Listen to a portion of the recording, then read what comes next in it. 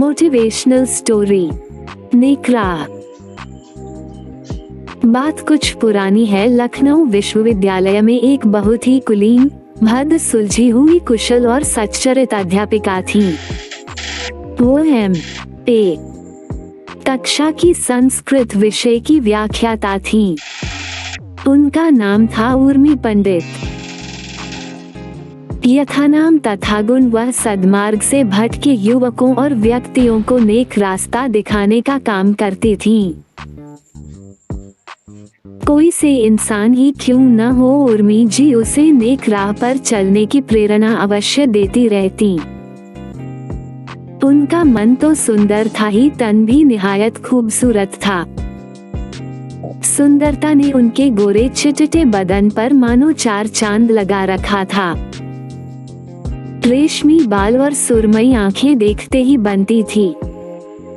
बल्कि यूं समझिए कि वह वाकई रूप की रानी थीं।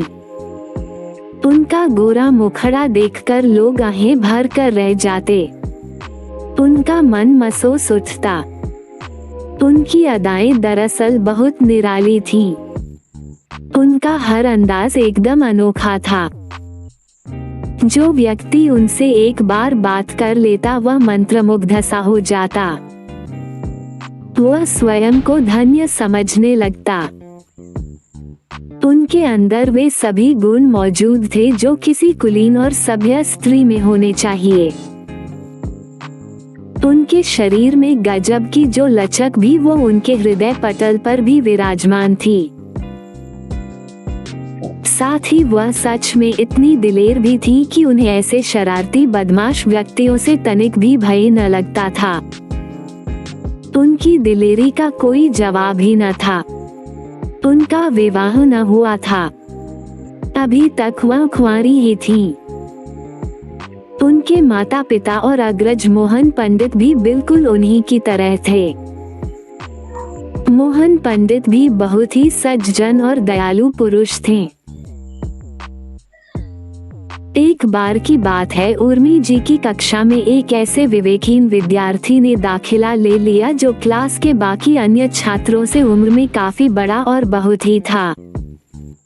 उसका नाम था रवि तिवारी। संस्कृत विषय का छात्र होते हुए भी उसे नीति और संस्कारों से कुछ भी लेना देना न था।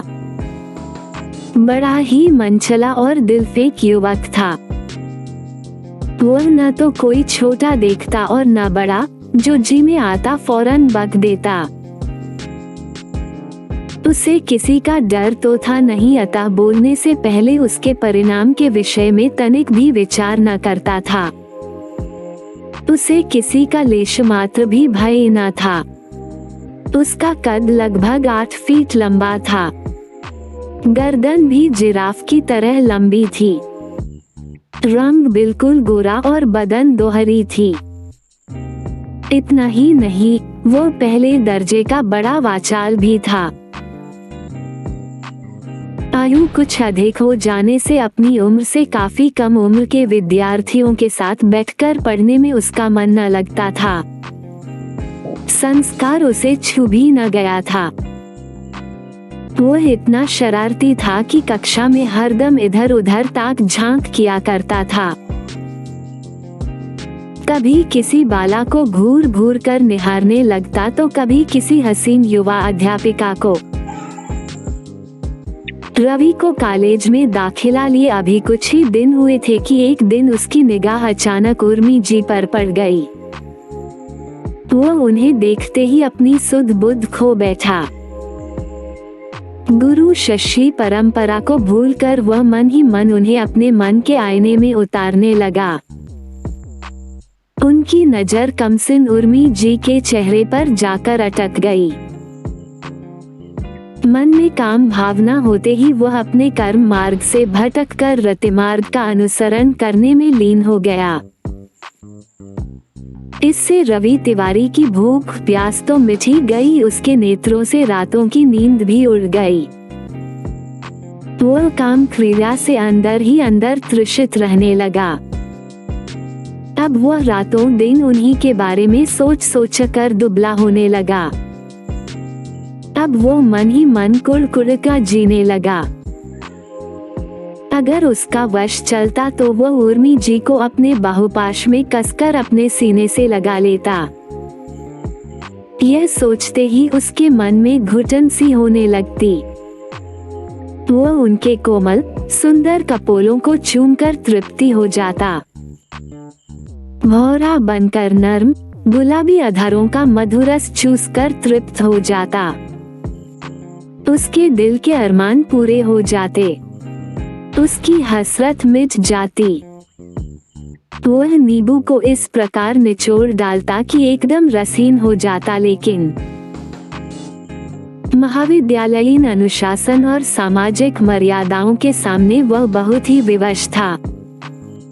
उन पर उसका कोई जोर न था। वह अपने मन की पीड़ा किसी को बताकर दिल का बोझ हल्का करने में असमर्थ था। किसी से कुछ बताने में बदनामी का जोखिम था। मन में एक बार तृष्णा समा जाने पर अतृप्त पुरुष कुमार्ग पर अग्रसर हो जाता है।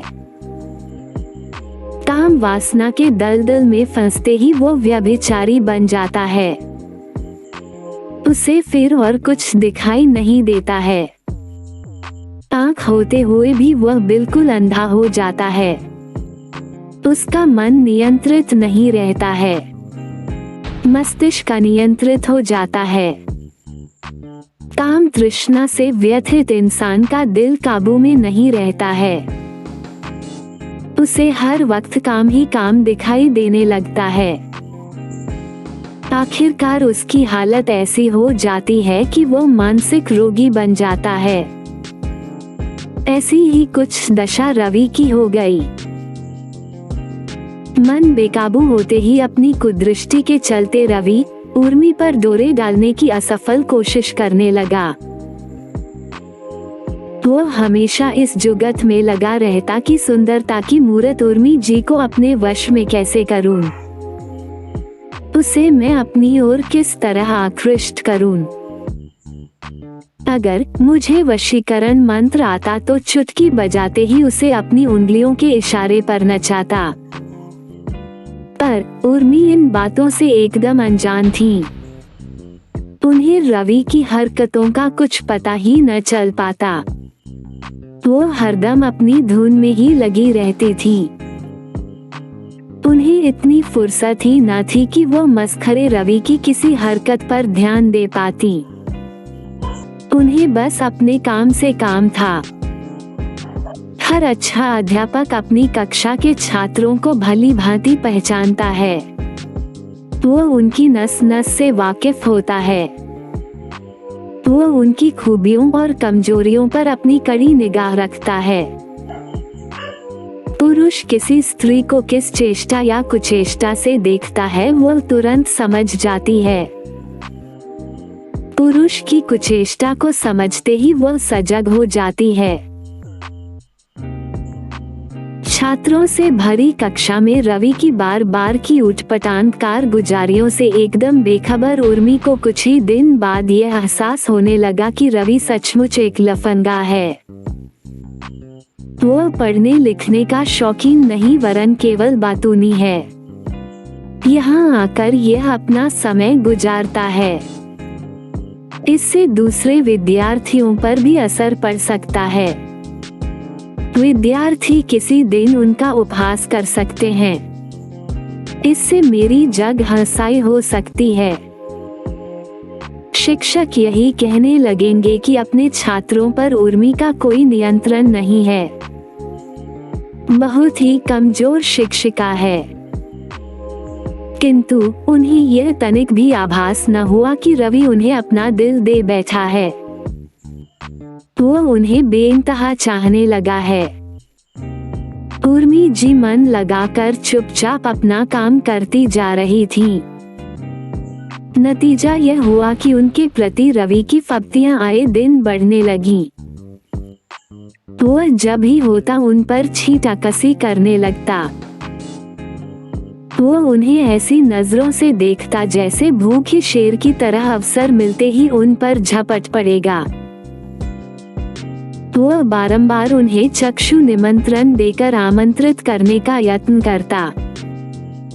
समचक्र इसी प्रकार पंख फैलाकर तीव्र गति से उड़ता रहा। एक दिन की बात है, विद्यार्थी अपनी कक्षा में बैठे हुए थे कि इतने में उर्मी जी का यकायक आगमन हुआ। कक्षा में उनके दाखिल होते ही गोकर्ण ठहाके मारकर हंस पड़ा।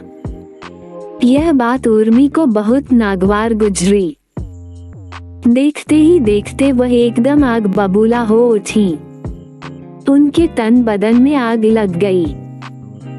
पलक झपकते ही उनका पारा 7वें आसमान पर चढ़ गया। एक बार उनके जी में आया कि लाओ इस मजनू की औलाद के गाल पर 2-4 चाइटे खींचकर जड़ दूं। यह सदा के लिए अपनी आदत भूल जाए, पर फिर यह सोचकर कि इससे कॉलेज का माहौल बिगड़ सकता है। उदंड के संग उदंडता करना जायज नहीं है। अनियंत्रित को नियंत्रित कर लेना ही बुद्धिमानी है। शिक्षक का कार्य बिगड़े को सुधारना है। मूर्ख को ज्ञान देकर उसे सही रास्ते पर लाना है। सदैव जैसे को तैसा आचरण उचित नहीं है। मन में यह विचार आते ही तत्काल अपने मन पर नियंत्रण रखते हुए बड़े संयम के साथ बोली, क्यों मिस्टर रवि, आज आपको बड़ी हंसी आ रही है? क्या बात है? इस प्रकार आपके हंसने का रहस्य क्या है? आपकी इस भौरी हंसी का मकसद क्या मैं जान सकती हूँ? यह सुनते ही रवि की सिट्टी पिट्टी अकस्मात गुम हो गई।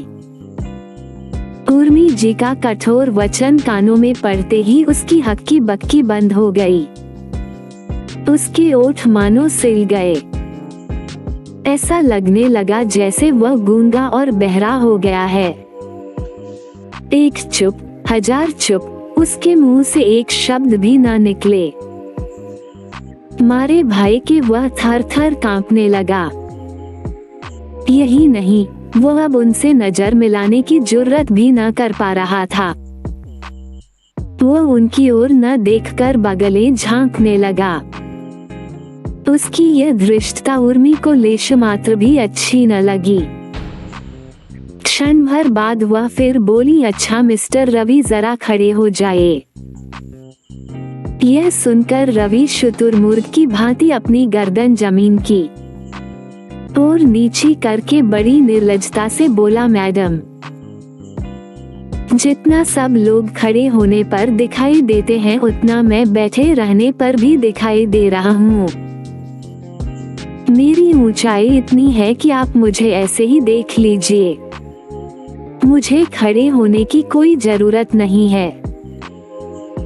उसकी जिद देखकर उर्मी जी शेरनी की तरह दहाड़ते हुए डपटकर बोली, मिस्टर रवि, मैंने कहा बिना किसी नानुकर के खड़े हो जाए वरना ठीक न होगा। मैं पूरी कक्षा के सामने आपको लज्जित नहीं करना चाहती। मेरा इरादा आपको शर्मिंदा करने का कतई नहीं है। मुझे आपसे आज कुछ पूछना है।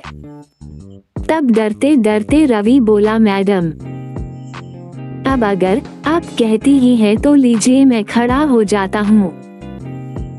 इतना कहकर वो गुमसुम खड़ा हो गया। उर्मी फिर बोली, इधर आइए मेरे पास। यह सुनना था कि हमेशा गुर्राने वाले शेरदिल नौजवान के होश हवास ही गुम हो गए। पल भर में ही उसे अपनी नानी याद आने लगी। वह सोचने लगा, हे परमात्मा, अब मेरे साथ क्या होने वाला है? यह औरत ही है या कोई बला? आज यह मेरे साथ ऐसा रूखा बर्ताव क्यों कर रही है? इसकी मंशा क्या है? हमेशा हंसमुख रहने वाली देवी रुद्र रूप धारण करके आज एकाएक धधकती ज्वाला कैसे बन गई? आज यह बिगड़कर खड़ी क्यों हो गई? क्या वाकई मेरी शामत आने वाली है? कहने का तात्पर्य यह कि उस वक्त उसके मस्तिष्क में तरह तरह की खिचड़ी पक रही थी। वह दुविधा का शिकार हो गया। वह उर्मी को कभी जीवनदायिनी अपनी प्रेयसी समझने लगता तो कभी साक्षात मृत्युदायिनी रणचंडी। उसका कलेजा मारे भय के कभी कांप उठता तो कभी सोचने लगता कि लगता है अब चिड़िया शायद मेरे बुने जाल में फंसने वाली है। ईश्वर की मर्जी से मेरी दाल अब गलती हुई नजर आ रही है। यदि एक बार यह मेरे जाल में उलझ गई तो आजीवन मुक्त न हो पाएगी। मौका मिलते ही इसका सारा गुरूर तोड़कर चकनाचूर कर दूंगा। यह हमेशा हमेशा के लिए मेरी हो जाएगी। मेरी दासी बनकर छटपटाती ही रहेगी। मैं इसके दिल पर बेखटके खुलकर राज करूंगा। इसका रूप रंग सब मेरा हो जाएगा। यह सोचता हुआ रवि जैसे तैसे उर्मी के निकट पहुंचा।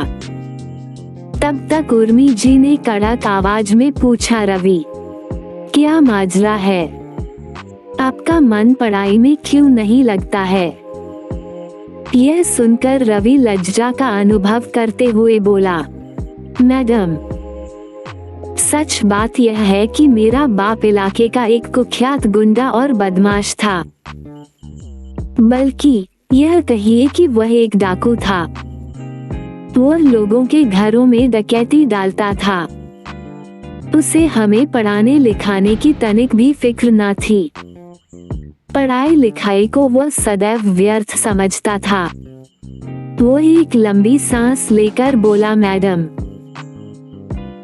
काफी समय बाद लूटपाट का जीवन त्याग कर सुधरने पर उसे किसी तरह हम भाई बहनों को पढ़ाने लिखाने की सुध आई। तक हमारी उम्र ज्यादा हो चुकी थी। आप देख ही रही हैं, मेरी अन्य सहपाठी मुझसे उम्र में बहुत छोटे हैं।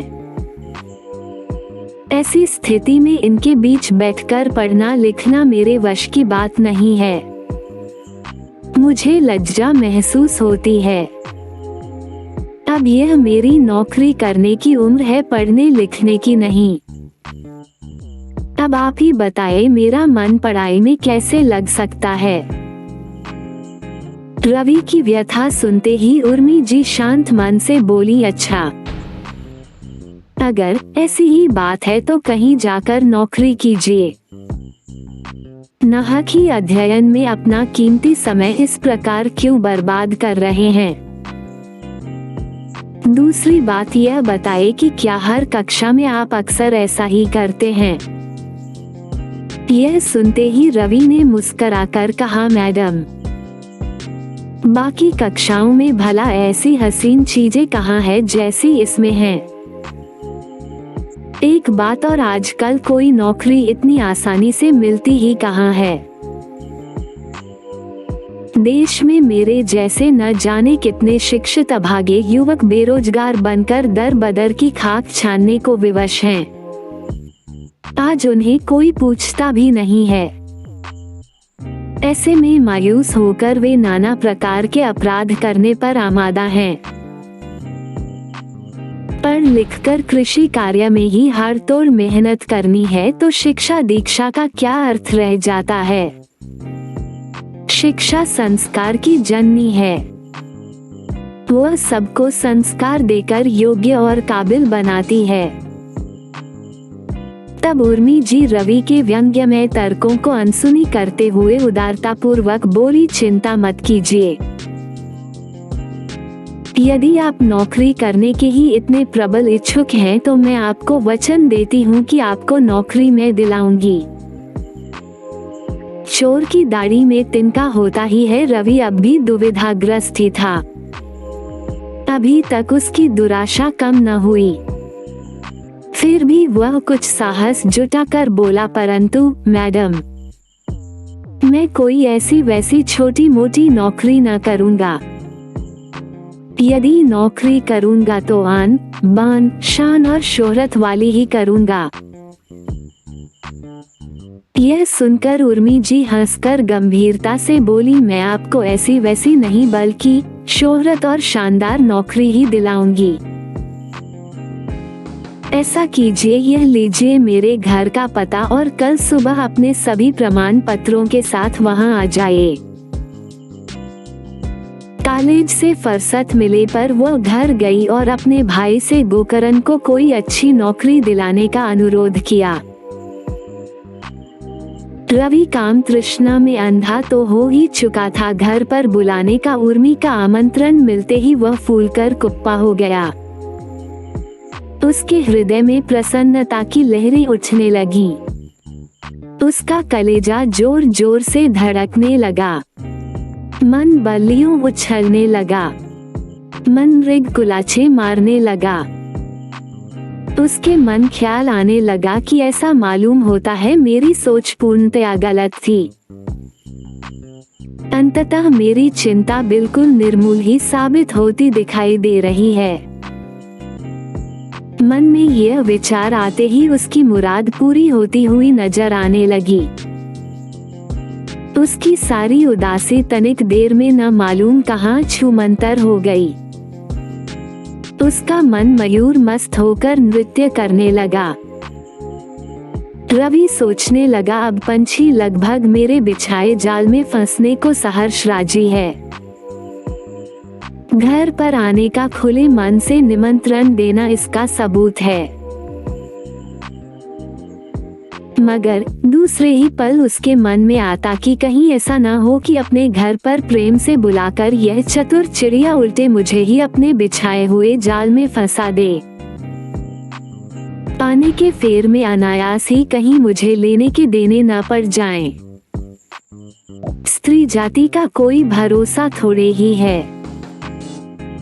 इन्हें जब स्वयं परमपिता जगदीश्वर ही नहीं जान सकता तो पुरुष की तो बिसात ही क्या है।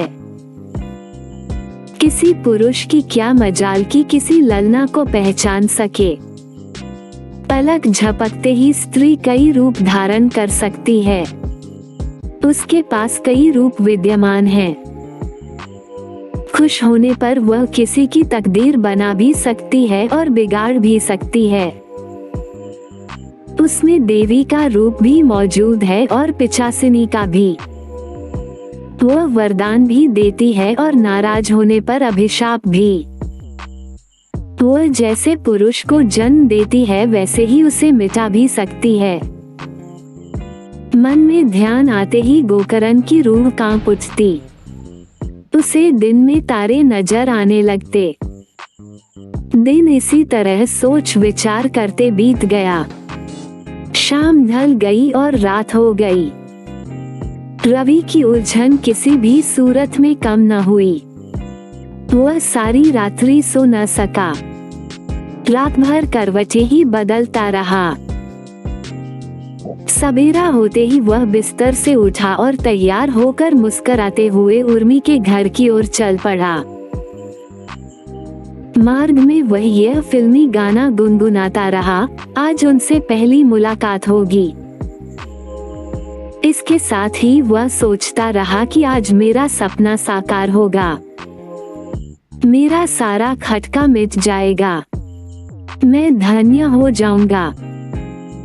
वह मुझसे जब एकांत में अकेले मिलेगी तो जी भर उसे प्यार करूंगा। मैं खुद को उस पर न्यौछावर कर दूंगा।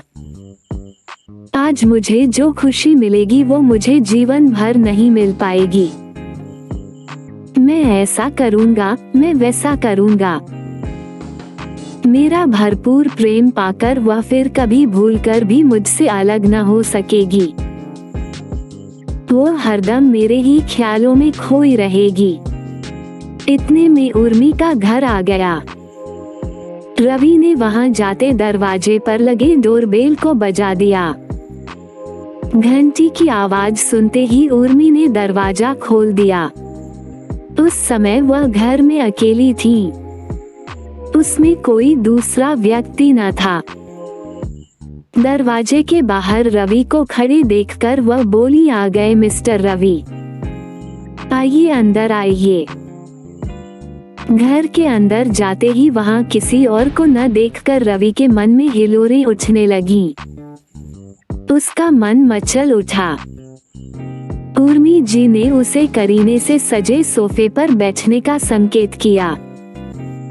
वह धम से उसमें बैठ गया। उसमें बैठते ही वह उसके अंदर धंस गया। उसे वहीं बिठाकर उर्मी जी रसोई के भीतर चली गईं। उनके वहां से हटते ही रवि पुनः अपने स्वप्न संसार में पूर्ववत विचरण करने लगा।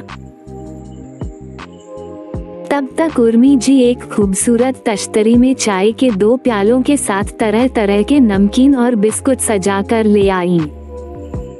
लीजिए चाय पीजिए मिस्टर रवि, वह मुस्कुराकर बोली। रवि ने बेधड़क चाय का एक कप उठा लिया और थोड़ी सी नमकीन मुंह में डालने के बाद चास की चुस्कियां लेने लगा। उसके मन में अब भी वही कुचेष्टा थी। वह चाहते हुए भी कुछ समझने में एकदम असमर्थ था। वह मानो किंकर्तव्य विमूढ़ बन चुका था। एक एक पल बिताना उसे भारी लग रहा था। वहां उसका दम घुटने लगा। वह बारंबार यही सोचता कि उर्मी अब मुझसे क्या कहने वाली है। यह मुझे जीवनदान देगी या भूखी बाघिन के जैसे कहर बनकर मुझ पर अचानक टूट पड़ेगी। उर्मी जी एक कुशल और अनुभवी अध्यापिका थीं। वह रवि के उत्पाती मन के भावों और उसकी उलझन को काफी हद तक भांप चुकी थीं। उन्हें यह ताड़ते तनिक भी देर न लगी कि मुझे इस वक्त घर में अकेली पाकर यह मुझे किस निगाह से देख रहा है, लेकिन प्रतिकार स्वरूप वह उससे कुछ बोली नहीं। प्याले की चाय खत्म होते ही उर्मी जी कहने लगी, मिस्टर रवि, अब आप एक काम कीजिए, आप जिले के पुलिस कप्तान के दफ्तर चले जाइए। मोहन पंडित मेरे बड़े सगे भाई हैं, वहां जाकर उनसे मिल लीजिए। वह आपकी पूरी मदद करेंगे। आपको नौकरी मिल जाएगी। आपका सारा खटका मिट जाएगा। आपकी परेशानी हमेशा के लिए दूर हो जाएगी। यह सुनते ही मारे दहशत के रवि का कलेजा थर्रा उठा। वह मन ही मन सोचने लगा कि लगता है यह अब अपने असली रूप में आ गई है। यह मुझे पुलिस के पास भेजकर काल कोठरी में भिजवाने का इंतजाम कर चुकी है। अब यह मुझे हर हाल में जेल भिजवा कर ही रहेगी।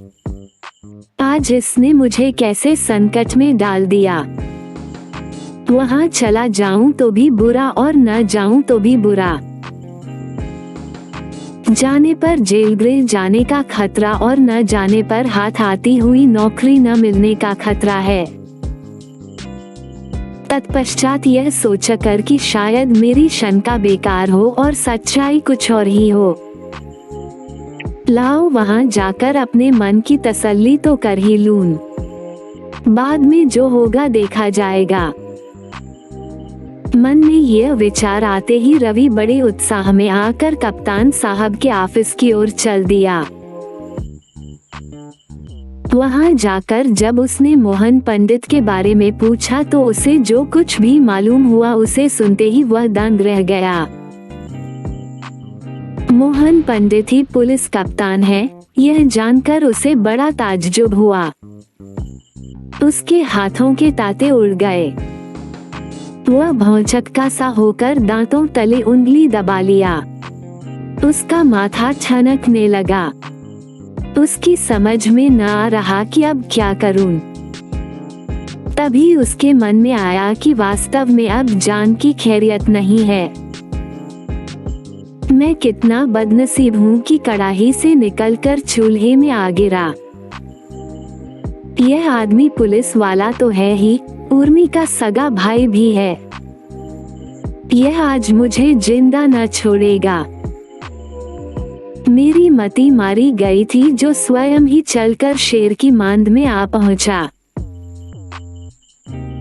इसके बावजूद नौकरी पाने की लालच में रवि कुछ हिम्मत करके कप्तान साहब के पास जाकर बड़े अदब से हकलाते हुए, नमस्ते सर। कहकर बोला, जी मेरा नाम रवि तिवारी है, मुझे आपके पास उर्मी मैडम ने भेजा है। अरे भाई, इतना भयभीत क्यों हो रहे हैं? कप्तान साहब ने हंसकर पूछा। अगर ऐसे ही घबराएंगे तो पुलिस की नौकरी कैसे करेंगे?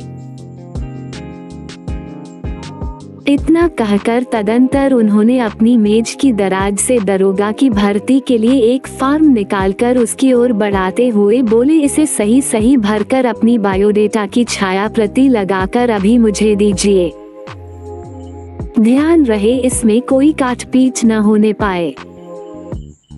फॉर्म हाथ में आते ही रवि ने फौरन भरकर उसे कप्तान साहब के हाथ में थमा दिया।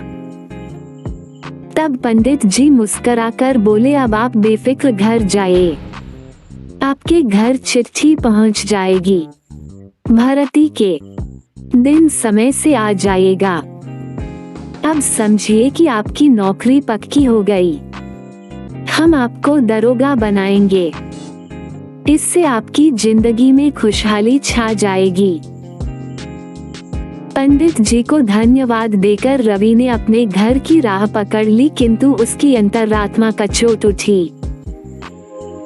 अपनी घटिया मानसिकता और तुच्छ सोच पर उसे अपार दुख हुआ। अगले ही रोज कॉलेज में जाकर अपराधबोध मन से सबके सामने ही उसने उर्मी जी से माफी मांगते हुए कहा, विशाल हृदया देवी, इस बदकिस्मत को क्षमा कर दीजिए, आप सचमुच कितनी महान हैं। मैं आपको क्या से क्या समझता रहा और आप क्या निकली। मैं आप पर सदैव बुरी निगाह ही रखता रहा। आप जैसी सुशीला और पवित्र आत्मा वाली नेक स्त्री चिराग लेकर ढूंढने पर भी इस दुनिया में न मिलेगी। उसकी पीड़ा देखकर उर्मी जी बोली, रवि, अगर मैं तुम्हारी अनशंत बातों पर ध्यान देती तो तुम्हारे जैसे बिगड़े छोकरों का सुधार कैसे होता। देर आए दुरुस्त आए, अपनी भूल का एहसास होने पर तुमने अपने अंदर छिपे शैतान को मार दिया। इससे बढ़कर मेरे लिए दूसरी खुशी और क्या होगी। अब तुम निश्चिंत होकर घर जाओ। अंत में एक पखवाड़े बाद ही रवि को दरोगा की नौकरी मिल गई। ट्रेनिंग के बाद उन्हें दरोगा बना दिए गए। रवि को सारी झंझटों से छुटकारा मिल गया। पर नौकरी मिलते ही रवि को उर्मी जी के साथ अपनाए गए बचकाने और व्यवहार पर बड़ी शर्मिंदगी महसूस हुई। अपने कर्मों पर बड़ा पश्चाताप हुआ। दरोगा जी का हृदय आत्मग्लानि से भर उठा। उर्मी ने उन्हें ऐसी नेकराह दी कि उस दिन से उन्होंने फिर किसी सुंदरी को न छेड़ने की कसम खा ली। समाप्त। Like, share, subscribe. मुझे आशा और विश्वास है कि आपको हमारी कहानी मोटिवेशनल स्टोरी वीडियो नेकराह पसंद आई होगी। आपसे विनम्र प्रार्थना है कि मेरे चैनल राजू स्टोरीज को लाइक, शेयर और सब्सक्राइब करें। एक बात और मित्रों, बेल आइकॉन प्रेस करके आल पर जरूर सेट करें, जिससे मेरी आने वाली वीडियो आपको सबसे पहले मिले। धन्यवाद।